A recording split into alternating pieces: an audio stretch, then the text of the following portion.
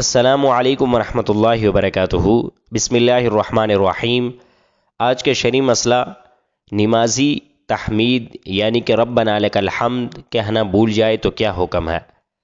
نماز پڑھتے ہوئے مقتدی کے لیے صرف تحمید ربنا لک الحمد کہنا اور منفرد یعنی تنہا نماز پڑھنے والا اکیلا شخص کے لیے رکوع سے اٹھتے ہوئے تسمیع و تحمید سمیع اللہ لمن حمدہ ربنا لک الحمد دونوں کہنا سنت ہے، اور سنت کے ترک سے نہ تو نماز فاسد ہوتی ہے اور نہ ہی سجدہ سہو لازم ہوتا ہے، جیسا کہ فتاوی شامی میں ہے ترک السنتی لا یوجب فسادا ولا سہوا بل اساءۃ، جس کا ترجمہ کہ سنت کا ترک نہ نماز کو فاسد کرتا ہے اور نہ ہی سجدہ سہو کو لازم کرتا ہے، اکیلا شخص ہو یا امام ہو۔